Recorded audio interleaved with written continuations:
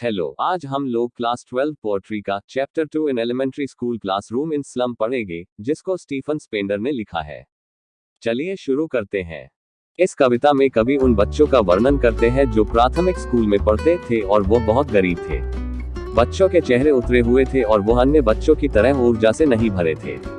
बच्चों के बाल सूखे और उजड़े हुए थे।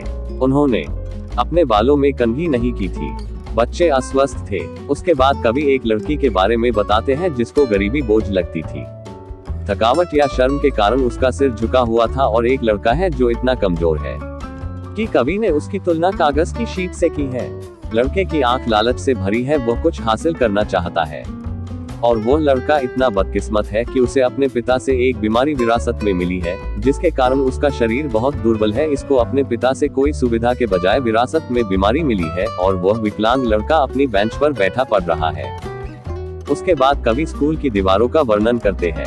कवि बताते हैं दीवारें साफ नहीं थी, दीवारों में पेंट नहीं था, दीवारों में अलग अलग चार्ट और छवि लगी थी जो अलग अलग लोगों द्वारा दान किए गए थे। दीवार पर शेक्सपियर का चित्र लगा हुआ था।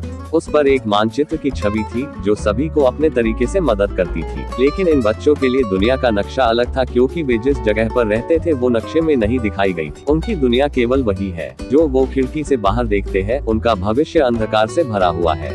कवि बताते हैं कि स्लम क्षेत्र में रहने वाले इन बच्चों ने इतनी कठिनाइयों का सामना किया है कि वो हर आदमी को अपना दुश्मन मानते हैं। उनके लिए शेक्सपियर एक दुष्ट आदमी था। उन्हें कभी भी किसी का प्यार नहीं मिला, इसलिए वे सभी से नफरत करते थे और यही बात उन्हें चोरी करने पर मजबूर करती थी।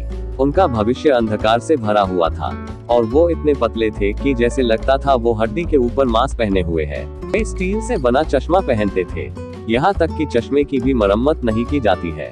इनको अपने जीवन में इतनी परेशानियों का सामना करना पड़ता है कि इन बच्चों का बच पाना मुश्किल है। कवि कहते हैं कि इन बच्चों की समस्याओं पर ध्यान रखना चाहिए और इन बच्चों के जीवन को आगे बढ़ने की आग्रह करता है। गरीबी और संसाधन की कमी के कारण जो उन पर प्रतिबंध लगाए गए हैं, उन्हें तोड़ने की आवश्यकता है और वह चाहते हैं इन बच्चों को अंधकार से दूर ले जाए और इनका भविष्य उज्जवल करे।